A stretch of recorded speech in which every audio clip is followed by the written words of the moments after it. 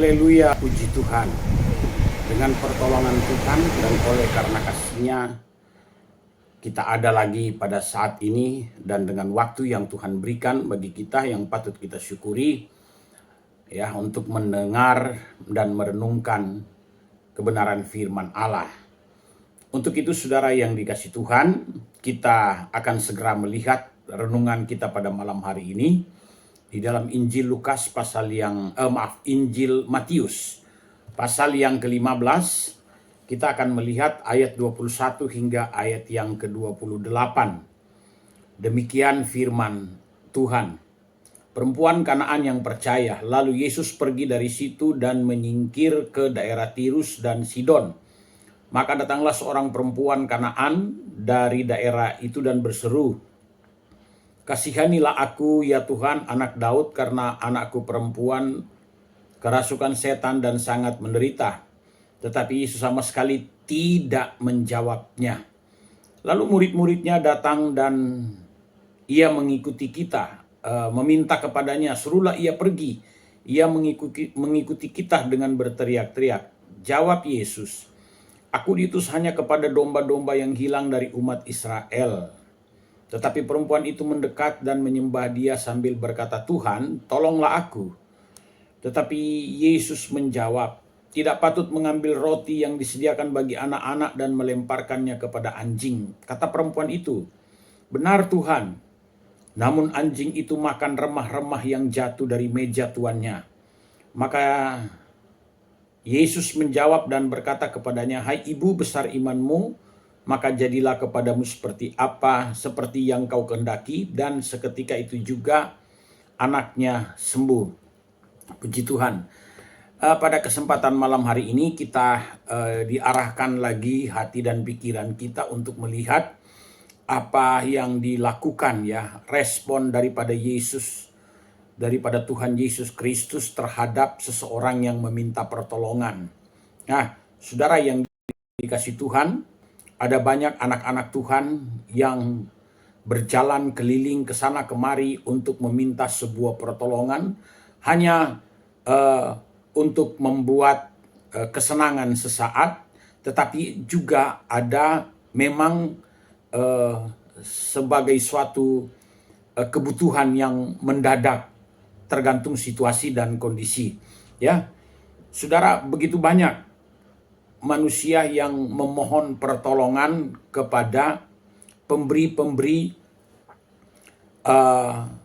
bantuan di dalam bidang ekonomi, ya, karena kehidupan yang tertekan.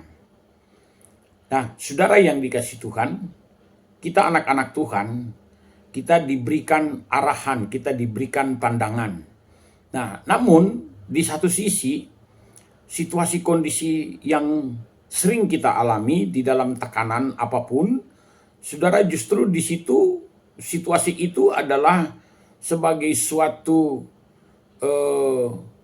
kesempatan Tuhan akan menyatakan sesuatu yang besar, tetapi harus melalui sebuah ujian, melalui sebuah situasi kondisi yang tidak menyenangkan bagi kita, bagi diri kita sebetulnya.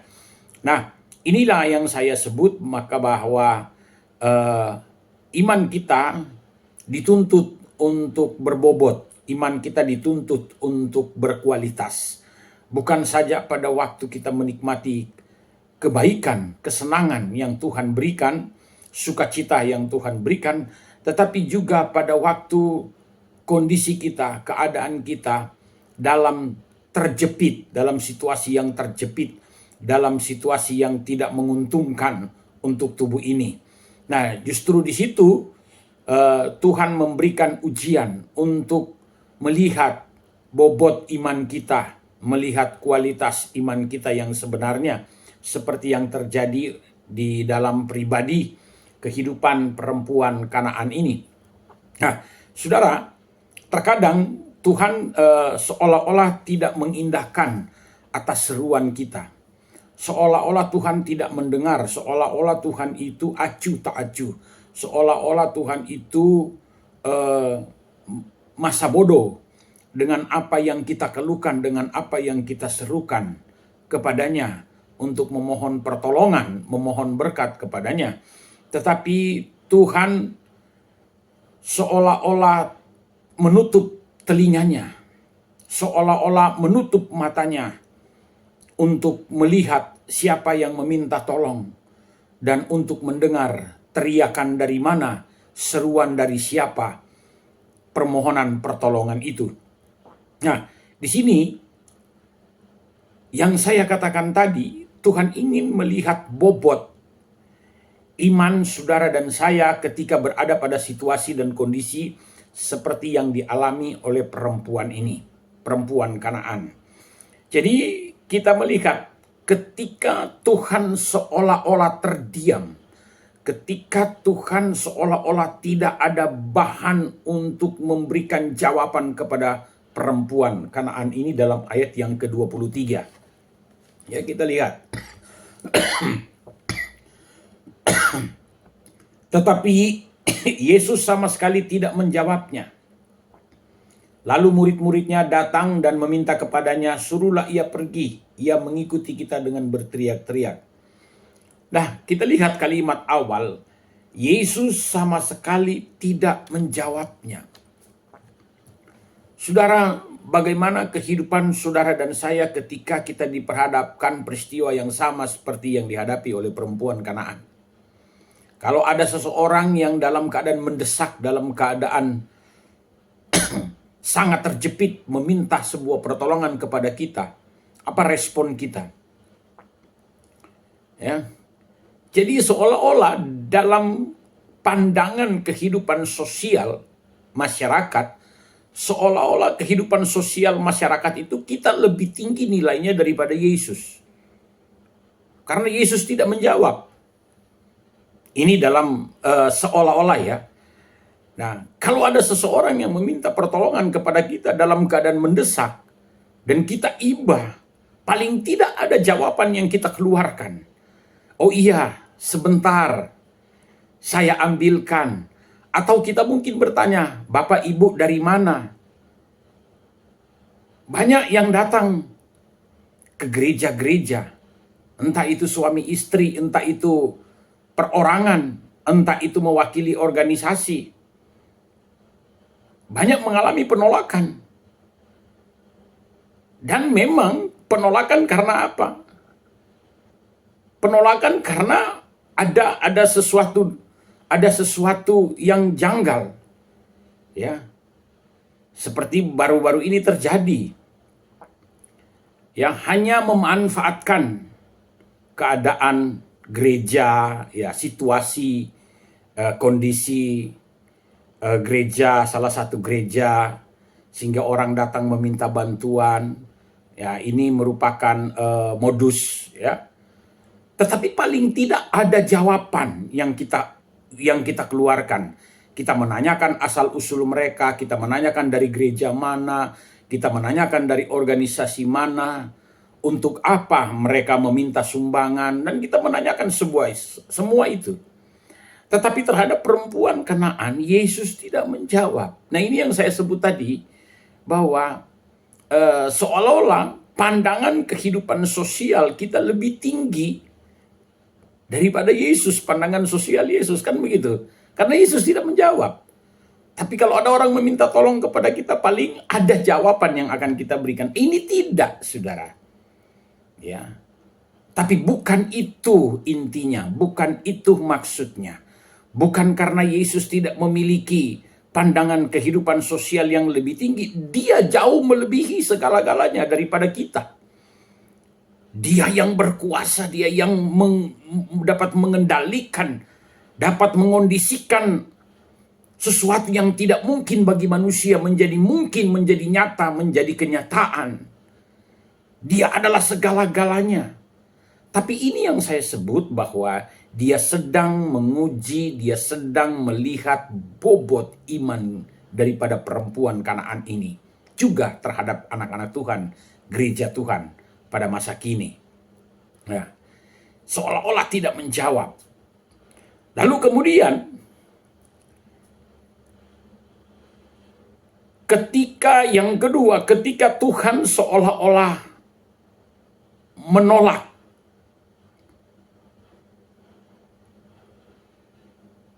permohonan pertolongan daripada perempuan Kanaan ini kepada Yesus. Ayat 24 dan 25 kita lihat. Jawab Yesus, "Aku diutus hanya kepada domba-dombanya yang hilang dari umat Israel." Tetapi perempuan itu mendekat dan menyembah Dia sambil berkata, "Tuhan, tolonglah aku." Ya, ayat 24, "Aku diutus hanya kepada domba-domba yang hilang dari umat Israel." Jadi seolah-olah Tuhan di sini, Yesus di sini terlalu memilih kasih. Dia hanya berpihak kepada satu golongan, hanya berpihak kepada hanya satu bangsa. Seolah-olah Yesus hanya berpihak kepada salah satu gereja. Seolah-olah Yesus hanya berpihak kepada salah satu oknum. Seolah-olah, ya. Jadi ketika Tuhan seolah-olah memberikan penolakan,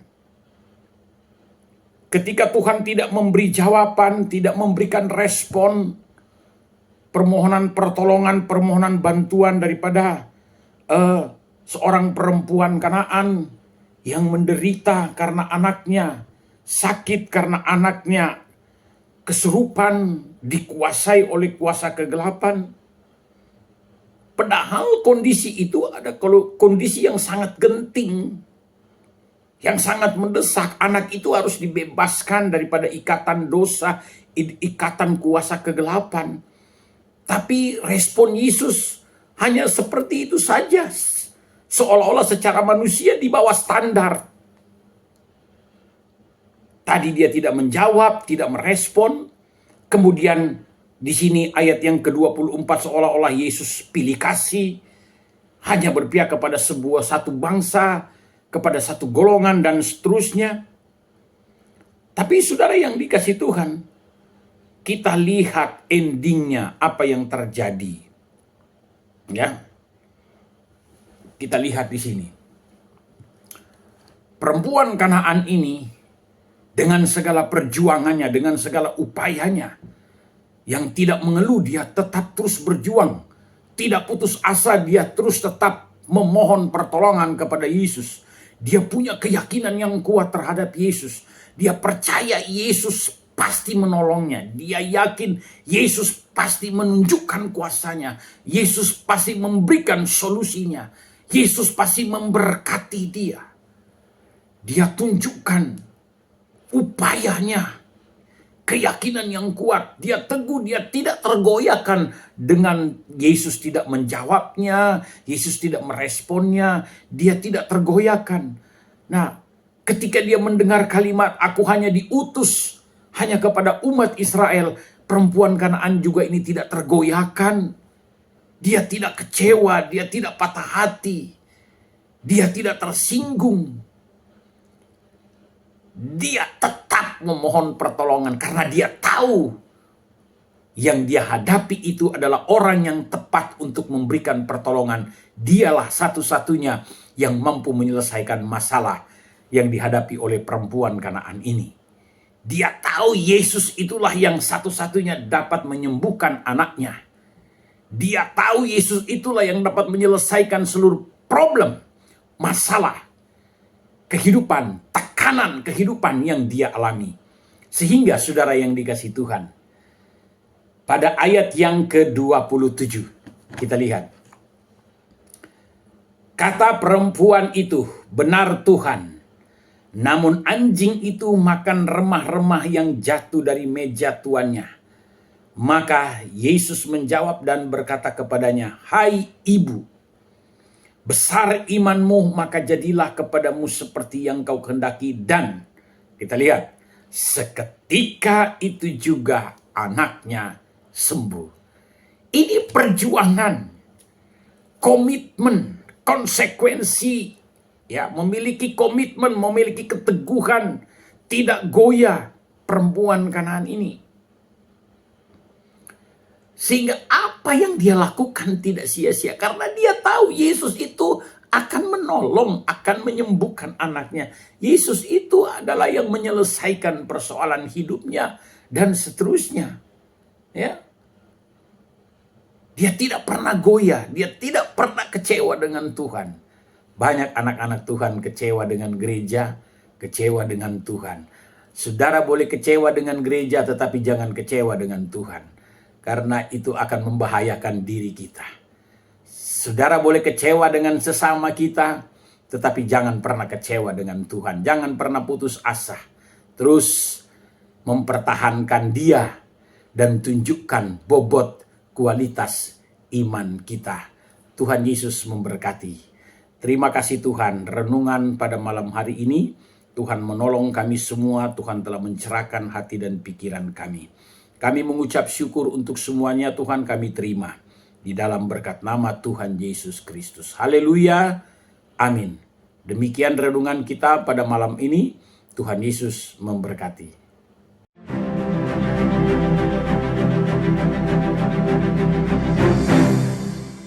Gerejaku ada arus